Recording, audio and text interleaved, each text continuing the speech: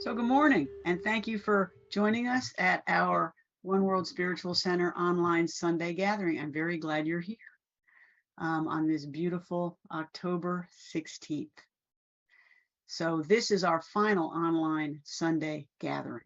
And so we have some stuff to talk about. I want to share my thoughts on change and on impermanence and what passes and what stays. So let's just spend a few moments together sharing this opportunity as we celebrate this beloved community, as we celebrate these opportunities we have and that we've had to grow and awaken individually and collectively.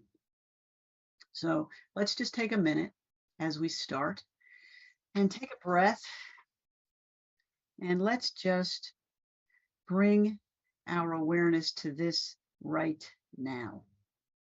Let me just take 1 second here.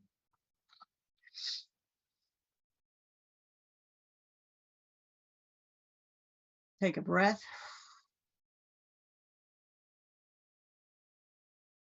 And just shift your awareness from all the stuff that's been going on, the busyness of the day, everything that's on our to-do list for later. Just shift that to this moment, to this right now, to this opportunity for the next few minutes, simply to be together and to share wherever you're sitting. Just be willing to be here right now in this opportunity, in this moment. So take a breath and just feel that willingness rise. Feel your heart open at this opportunity. Again, I'm very glad you're here. So what I'd like to do as we begin is, if you've been following our gatherings for a while, you know that I really enjoy different articulations and different interpretations of the Lord's Prayer. And I'd like to share one with you this morning. It's the Lord's Prayer as translated from the Aramaic by Mark Hathaway. And it's just a beautiful version. So I invite you to listen. O cosmic birther of all radiance and vibration, soften the ground of our being and carve out a space where your presence can abide. Fill us with your creativity that we may be empowered to bear the fruit of your mission. Let each of our actions bear fruit in accordance with our desire. Endow us with the wisdom to produce and share what each being needs to grow and flourish. Untie the tangled threads of destiny that bind us as we release others from the entanglement of past mistakes. Do not let us be seduced by that which would divert us from our true purpose, but illuminate the opportunities of the present moment. For you are the ground and the fruitful vision, the birth power and the fulfillment, as all is gathered and made whole once again. And so it is. I just love that. There are so many phrases in there that just resonate with me. As all is gathered and made whole once again. So one of the things that prayer talks about that I like is the opportunity to be present. It talks about illuminating the opportunities of the present moment. And that's a little bit of what I want to talk about today. My talk is entitled, "And It Came to Pass," and I'll explain a little bit about that in a minute. But this being our last formal online gathering, it caused me this week to think about impermanence, what passes and what stays. Okay, now just note, when I say this is our last formal online gathering, we're also online next week, but we're also in person next week at Brookwood Grill. So this is not our last gathering. It's simply our last online gathering in this totally online format. So let's talk a little bit about what we leave, what we take with us, and the concept of impermanence. Wayne Mueller tells the story of Buddhist teacher Akon Cha, who once had a student ask him this question we all ask ourselves: how can you be happy in a world of such impermanence, where you cannot protect your loved ones from harm, illness, and death? The same question might be, how can we be happy when we cannot preserve the things we love, the things we value, because all things pass? So the teacher held up a glass and he said, "Someone gave me this glass. I really like this glass. It holds my water admirably and it really glistens in the sunlight. Can't you just visualize this? I touch it and it rings. One day the wind may blow it off my shelf or my elbow may knock it from the table. This glass is already broken. Even as I hold it in my hand, I know it is already on the floor in pieces, so I enjoy it incredibly." Cha is living the Buddhist teaching of non-attachment, which we've talked about before. In his example, he could enjoy the present reality of this beautiful glass, knowing it would break and be gone. He didn't diminish his pleasure in the glass right now by investing himself, by adding to that the delusion that it would last forever. That brings needless suffering, and it diminishes his present enjoyment of this beautiful object. Beautiful things are here and they pass. It is the way of all things. When I'm thinking about that, I always think about what our own Kathleen Reeder taught me. She says in the scriptures, listen, it always says, or it often says, it came to pass. She then says, it didn't come to stay. It came to pass. It didn't come to stay. We here at One World have been together as an organized spiritual community for 11 years. And that path is now leading into new directions for all of us. I'm sad, and I'm sure many of you are as well. But these events are part of our spiritual walk, collectively and individually. And so it's important for us to consider what is passing and what is staying. It is a chance right now for us to consider what lessons we have learned, what we have taken in about our own way of seeing life, our way of seeing ourselves, our way of seeing our connection to each other and our world. In his book of Awakening, Mark Nepo tells the story of a friend of his who was traveling around Europe. She was just on vacation. She went where her interest took her. Her journey was entirely unanticipated. She went where she felt was the next best place to go. He points out that during her journey, she never felt lost, even though she often didn't know exactly where she was. She often said that it was only when she needed to arrive at a certain place at a certain time that she felt off course, she felt pressured, she felt astray.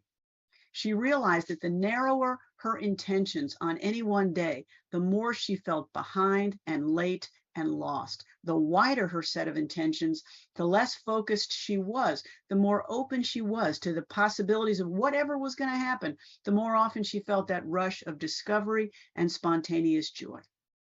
As he put it, the more open she was to the unfolding, and this is how he put it, the more she felt like every moment she came upon was holding a treasure she was supposed to find. He included a quote by Megan Scribner who said, "I'm only lost if I'm going someplace in particular." This is not a good plan to use when driving, by the way, but it's not a bad thing to apply to life at times. She could see what was in front of her because she wasn't looking for something else. So I've had similar experiences. Haven't you had similar experiences where our world opens up simply because we're not dictating how it's supposed to look? This is the energy of new beginnings, which is where each one of us finds ourselves right now, in the energy of new beginnings, of endings certainly, but also of new beginnings. I was reminded of a verse from the Tao Te Ching by Lao Tzu. He wrote, "To rule the state, have a known plan. To win a battle, have an unknown plan. To gain the universe, have no plan at all. Let the universe itself reveal to you its splendor." The universe is a rich, giving, and abundant reality. It is every day inviting us to experience its fullness and its richness. It's all here if we are willing and open to experiencing it. So often we make the very human choice to do what? To be safe, to live predictably, to enter into any situation with a boatload of attachment to the outcome, to expectations, to assumptions, to certainties, if you will. This is how this is going to work out. We don't trust the journey. We want to direct it. We want to orchestrate it. We build a set of expectations, and with it, the judgment that if the experience did not match my list, it was not enough. It was disappointing. We don't let it unfold. We don't do this consciously, but so often we shrink our lives when we are not even aware that we are doing that. We cheat ourselves of such opportunities. The new beginnings right in front of us reveal themselves only when we are open to them, curious about them, present in the moment. For this journey to be as rich as it can be, we have to be willing to participate. Planning for it, plotting it out is not the same thing. I think it was Alan Watts who said, the menu is not the meal. The map is not the journey. The key to the journey is in the taking of it. And we don't know and we cannot control all that will happen. We can control so very little of what can happen. The miracle unfolds as we are open to it. We, each of us right now, is in a place of new beginnings, unexpected opportunities for wonder and discovery and gratitude. I've spoken before about one of my favorite authors, Episcopal priest Barbara Brown Taylor. She's a fabulous author, by the way. I really recommend her books. In her book, Leaving Church, another fabulous book, she described her journey that led her from entering the priesthood to serving a parish with all her heart and devotion and energy, to a place a few years later when she knew she had to leave, as instead of walking deeper into her faith, she was being pulled from it. Daily, through her activities, her devotion, her view of who she had to be, she was being pulled further and further from her faith, from her true north. She was sad, she was dislocated, and she was unsure after she gave her notice and left that community. However, over time, she found her feet and her new path. She described the morning, and it may have been her very first morning, when she no longer had to rush to church, set up the sanctuary, get dressed, lead the service, be that priest, all that meant. She sat on her porch in the woods with a cup of tea, just being present to the peace and the beauty surrounding her. She just sat there in the silence with her tea and nature. She regretted all those times that she had chastised parishioners for doing just that and for skipping Sunday services, as she realized that right then, for her, there was no better worship than being right where she was in the midst of God's first words of creation, which is nature, which is the beauty we find around us. She was permitting, with that realization, she was permitting her own path to open. She was widening her own horizons. Now, it doesn't mean she wasn't sad. She was, and she had to honor the passing of that experience. We here do as well. I'm not telling you not to be sad. I'm sad. She knew, however, as do we, that our further paths will reveal themselves. Mark Nepo tells another story of a time he and a friend went to walk in the botanical gardens in Montreal, where they had the largest bonsai collection in the world outside of Asia. He writes that as they walked toward the Chinese temple garden, they saw there was a massive gate which was locked. Now, they were hugely anticipating this experience. This was going to be wonderful. They're approaching this wonderful thing they've traveled miles to see, and the gate is locked. They had traveled 400 miles to see this garden, and there they are in front of a locked gate. So Mark Nepo writes that he starts looking for a way to demand entry, to get past this big locked gate. His friend Robert, on the other hand, remained calm, and he just started to walk down the wall. He said his friend, unlike him in his panic, treated the situation like a Zen koan, a riddle to be contemplated until its secret is revealed. So they keep walking down the wall. Nepo is cranky. Robert is just strolling. He writes that suddenly, when we had walked farther than was originally in our view, the walls disappeared. It turned out the garden had no walls, save for the facade at its entrance. So we simply walked through the open grass to a path that welcomed us. He wrote, "We tend to make the thing in the way, the way." Let me say that again. He wrote, "We tend to make the thing in the way, the way." He goes on, "How many thresholds that seem blocked or barred or locked only seem so from their initial viewing? Do they become accessible when we change our point of view, which is just what happened to them? For Nepo, it was all about the wall, the door. He cut off the experience right there. Robert, not so much. He just stayed with it, gave himself to the experience, and knew that there had to be a way through it. That's what we are called to do. Keep going, remain aware, and an opening to your new path will appear. Zen Buddhist tradition teaches the wisdom of living with what they call a beginner's mind. We've all heard that. I've talked about it before. It's similar to the outlook I was speaking of. It's approaching each new situation with a curiosity, an openness, a willingness to hear whatever is being taught without judgment or bias. It's not easy. It's being willing to let the journey open up before you as you go. That's the way we are invited to approach this journey, without expectation, walking lightly, each one of us. Does that mean we don't plan? Does that mean we never plan? No, it doesn't. We live in physical reality and plans are necessary. The invitation is to realize that plans are just that. They are some of the preparation for the journey. What makes the difference is how we progress on the road, how we open our minds, release our attachments to outcomes, and experience the fullness of what is happening in this moment. We remain open enough to look without judgment, to experience without reservation, whatever road we travel. That is the energy of new life and of new beginnings. We also have the opportunity at this point and at every point to consider what remains. And each one of you listening has to do that for yourself. For me, as I consider it, I take with me friendship, ties that I have made that will continue to be strong. I take with me continued community, although it's going to look different.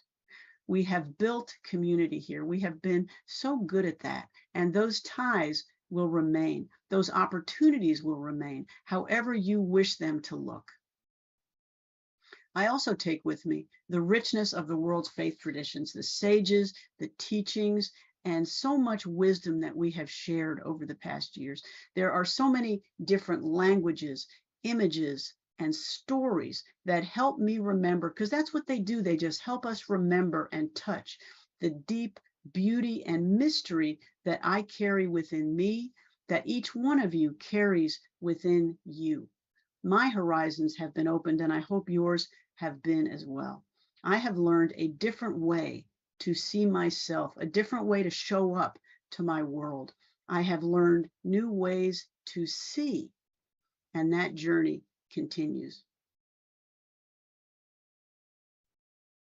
We don't always get it right, but we have learned new ways to see ourselves, our connection to each other and to this world.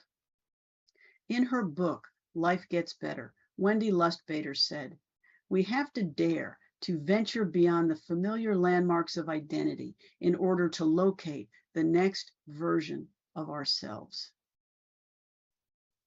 The next version of ourselves is coming, the next version of me and the next version of you. Be open, be present, be grateful, and your path will be a rich one. So thank you so much for all you have given and all you have been over the course of our journey together. I've said before that I am grateful for you, for each one of you, and I say it again. And I'm going to say it again next week when we have the opportunity to gather in person, those who can be in person, and share some of my thoughts at this new phase. So thank you again, and I look forward to seeing you next week.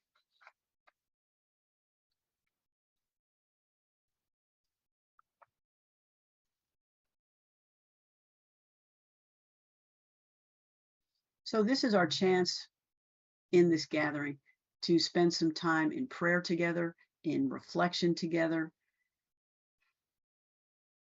to simply join our light and our love and send out that energy to our own beloved, to this community, and to our greater world. So take a breath. Let your awareness shift from your busy mind down to your heart space, feeling it open and warm, and just be willing for these next few moments.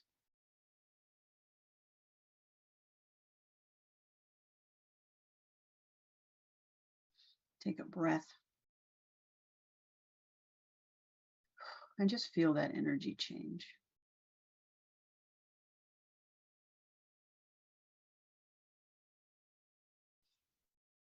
Creator God, we are grateful for all the opportunities before us. We are grateful for the gift of this beloved community, all it has been, all the gifts and the time and the love, the humor, all that we have shared. We are grateful for each other. We commit our gifts to continue to be the feet and the hands and the voice of the holy here in this world, to do what we can to lift up each other, to lift up our neighbors, those whom we know and those whom we will never meet. May all be uplifted. May all be healed and renewed. May all be blessed. And so it is. And together we say, Amen.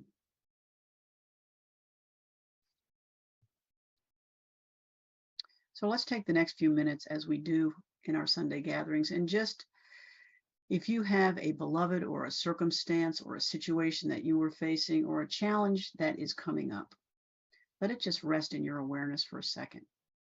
And together, we will send out our energy and our love and our light, knowing that all these concerns are heard and that healing is coming.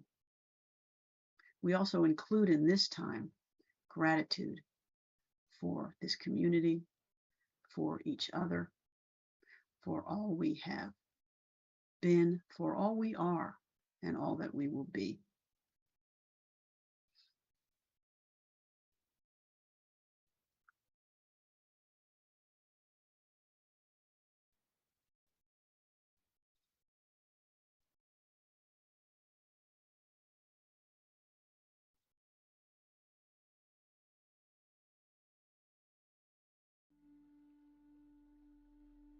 Mother, Father, God, all that is on our hearts, we know is heard. We lift up our beloved. We lift up our community. We lift up the next steps that each one of us is going to take. May we be grateful. May new paths open. May we carry with us the wisdom we have learned, the joy we have shared, the love that is our true and essential nature. May we continue to shine the lights that each one of us brings into this world. We are grateful for all the experiences we have had together, for all the love and all the joy we have built and we have shared. May we be blessed as we carry this light forward, and we widen the circle to include all beings. In a world of violence, of want, of fear, of oppression, so often, may there be healing and renewal, peace and unity. May we do all we can to spread that consciousness of connection, of love, of compassion and peace. May all be lifted up. May all be healed. May we do, each one of us, all that we can to create the beloved community we know can be free from violence, hunger, fear, and want. And so it is. And together we say, Amen. So as we close our prayer time, I'd like to share one of my favorite prayers. It's from Sufi mystic Hazrat Inayat Khan, and he talks about God's gifts. And to me, what it says is how often we receive gifts that we just don't see or don't know until we receive them and we can understand. So I invite you to listen. I asked for strength, and God gave me difficulties to make me strong. I asked for wisdom, and God gave me problems to learn to solve. I asked for prosperity, and God gave me a brain and brawn to work. I asked for courage, and God gave me dangers to overcome. I asked for love, and God gave me people to help. I asked for favors, and God gave me opportunities. I received nothing I wanted. I received everything I needed. And so it is. Sometimes you just don't know. So this is our opportunity in our gathering, as we do every week, to thank you for your continued support of One World. And this time of transition, I know, is one where you may be directing your gifts elsewhere, which makes sense. We're closing down.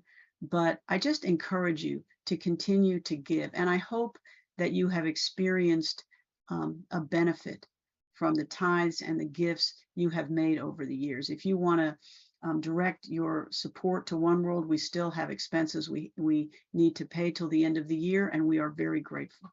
But if you don't, and you are directing your gifts elsewhere, I'm so glad. Just please, I ask you to consider to continue to give to an organization that resonates with you. There is such abundance and peace that comes from sharing your abundance with others. So thank you so much. So for our kids, I just want to open that part by saying thank you so much to our youth director, Reverend Rebecca Johnson. She has done such a fantastic job with our kids. Many thanks to the kids who have participated and who do participate in this program. They have studied and talked about and explored many of the same concepts that we do, and it's been a fabulous program for those who participate. So many thanks to Reverend Rebecca. This week, she tells me they are discussing Psalm 91 from a metaphysical perspective, and this is the quote she gave me that they are studying. He reminds us we are not alone. Even in the midst of problems or challenges, he will not let us alone. As a psalm of protection, it is commonly invoked in times of hardship, when life is draining and there seems no time or place to rest. This chapter of Psalm 91 is reassuring, comforting, and encouraging. He reminds us we are not alone. Even in the midst of problems or challenges, he will not let us alone. So many thanks to Reverend Rebecca for all she brings to our community and to our kids program. So announcements. Okay, next week is our annual meeting. It is our final formal gathering. We are doing it upright with a brunch at Brookwood Grill on Holcomb Bridge Road. If you are able to come and you have not yet RSVP'd, please let me know that you're going to be there in person, because I need to give them a head count. It's going to be at 11 o'clock on Sunday. We're going to have our annual meeting, which will be actually a very brief portion of that. We have to vote on a couple bylaws, and then it's simply going to be a time to share time together, to share some of our reflections, and to simply be together and enjoy a nice brunch. That is next week at 11 o'clock at Brookwood Grill. So please, if you haven't RSVP'd that you are coming in person, please do so. You can call me or you can email info@oneworldspiritualcenter.net. We are continuing our book discussion, courtesy of Trish Hamilton. Thank you so much. We are reading Sage Bennett's Wisdom Walk. I bet if you were interested in doing that, Trish would have no problem with you joining. Next week is going to be our third gathering. It is a fabulous book. It's called Wisdom Walk, 9 Practices for Creating Peace and Balance. I think we could all use some more peace and balance. So anyway, just a thought. It includes practices from different faith traditions that you can integrate into your own daily practice. So if you would like to join that, it's on Wednesdays at 7, from 7 to 8. So if you're interested, please let me know. So as we close, I'd like to say thank you again for everything over the years, for all that you have been, everything you've given to One World, everything you've done for this community, and for all in it. So I'd like to close with this blessing. It's adapted from a Celtic prayer. So I invite you to listen. May the blessings of light be on you, light without, light within. May the blessed sunlight shine upon you and warm your heart till it glows like a great peat fire, so that stranger may come and warm themselves, and that friends may come. May the light shine from your eyes like a candle set in the windows of a house, bidding the wanderer to come in out of the storm. May the blessings of rain be on you, the soft, sweet rain. May it fall upon your spirit so that blessings may grow. May the blessing of the earth be on you, the great round earth who carries all and sustains all. May you ever have a kindly greeting for people you meet as you travel your road. And may the Lord bless you and bless you kindly, your kin and all creatures. And so it is. So many blessings. We are now concluded. Please join us for fellowship on Zoom immediately following. And again, thank you so much. Be blessed.